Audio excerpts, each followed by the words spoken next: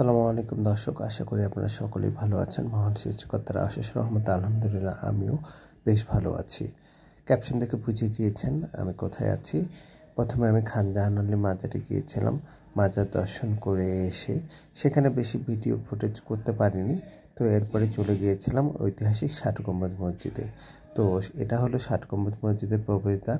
এখানে আমরা টিকিট কাটলাম। টিকিট কাটার পরে ষাট গম্বুজ মসজিদের ভিতরে ঢুকলাম। এখানে প্রবেশ মূল্য জনপ্রতি 30 টাকা করে নিয়েছিল এবং ষাট গম্বুজ মসজিদে একটা জাদুঘর রয়েছে, সেই জাদুঘরের জন্যই আসলে এই টিকিটটি। যদিও আমরা জাদুঘরে ঢুকতে পারি না, কারণ জাদুঘরে আমরা বিকালের দিকে গিয়েছিলাম এবং মাগরিবের আজান দিয়ে দেওয়ার কারণে জাদুঘরের ভিতরে আমরা প্রবেশ করতে পারিনি। তো এখানে এসে আমি সর্বপ্রথম চারপাশটা তো ঘুরছিলাম। এর মাঝে আমি প্রথমেই 2 রাকাত নফল নামাজ পড়েছিলাম। ভেবেছিলাম যদি পরবর্তী সময় নামাজের সুযোগ না হয়, সেই জন্য 2 রাকাত নফল নামাজ পড়েছিলাম। এরপরে দেখলাম মাগরিবের ওয়াক্তও শুরু হয়ে গিয়েছিল। এরপরে আমি মাগরিবের নামাজটিও জামাতের সাথে পড়েছিলাম। তো এই ষাট গম্বুজ মসজিদের পিছনে একটা দিঘিও আছে, পদ্ম দিঘি। ওখানে পদ্ম শাপলা দুটি হয়। তো এই তো আর ষাট গম্বুজ মসজিদটি কিন্তু হচ্ছে বাগেরহাট শহরেই অবস্থিত।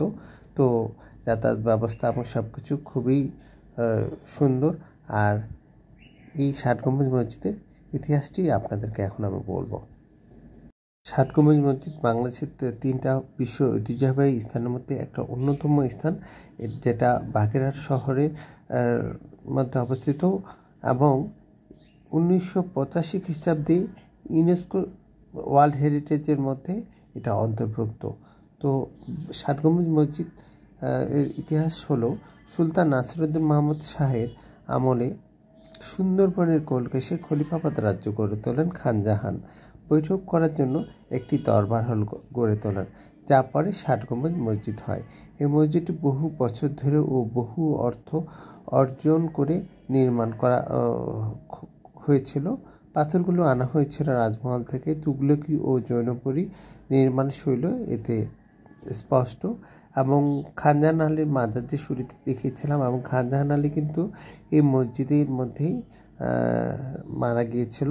তো এই মূলত খান জাহান আলী ইসলাম ধর্ম প্রচার করার জন্যই এই খুলনা বাগেরহাট অঞ্চলে এসেছিল এবং সেখানে ইসলাম ধর্ম প্রচারের উদ্দেশ্যেই এই মসজিদ উনি স্থাপনা করেছিল।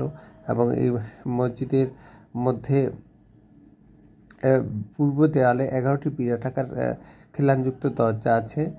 মাঝের দরজাটি অন্যগুলোর চেয়ে বড় এবং উত্তর ও দক্ষিণের দেওয়ালে 7টি করে দরজা আছে। আমি যদিও সবগুলো আপনাদের সামনে দেখাতে পারিনি এবং মসজিদের ভিতরেও আমি প্রবেশ করেছি, কিন্তু ওখানে নিষেধ ছিল যে ভিতরে ভিডিওগ্রাফি করা যাবে না, যদিও অনেকে করছিল। তো আমি নিষেধ আসলে অমান্য করিনি, সেই জন্য আপনাদের জন্য সেটা ফুটেজ আকারে করতে পারিনি।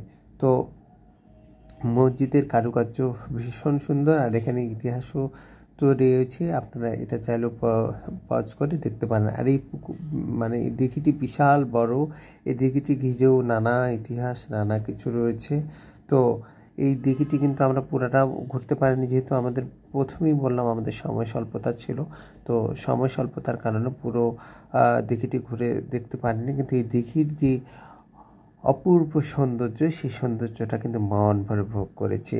এবং দিঘির পাড়ে ছোট ছোট করে কাঠ দিয়ে পাড়ের করা আছে। এখানে যারা রয়েছে স্থানীয় কেউ হয়তো এখানে বসে তাদের কাজকর্ম করে। একজনকে দেখছিলাম, ও যে গোসল করছিল, তো কাপড় চোপড়ে ধুচ্ছিল। তো যে যার মতো করে এটা ব্যবহার করে এই দিঘিতে। এবং শাপলা ফুলগুলো দেখেন, এখানে নাকি পদ্মও রয়েছে, কিন্তু আমি পদ্ম যদিও দেখতে পাইনি, কিন্তু শাপলা ফুলগুলো ভীষণ সুন্দর। আমি জানি না আপনারা কতটুকু বুঝতে পারছেন, কিন্তু এই শাপলা। আর আরেকটা দেখলাম, এই বাগেরহাট জেলা শহরে প্রচুর শাপলা হয় এবং বাজারেও শাপলা বিক্রি করে, এবং শাপলার সাইজ অন্য অঞ্চলের সাইজের থেকে অনেক বড়।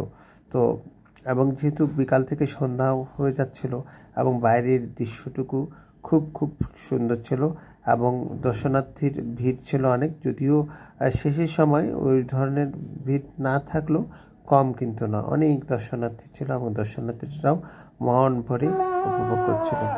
আজান দিচ্ছিল, আজানের সময়টুকু আপনাদের সামনে চিত্রগ্রহণ করছিলাম, উপভোগ করুন। সামান্যটুকু আজান।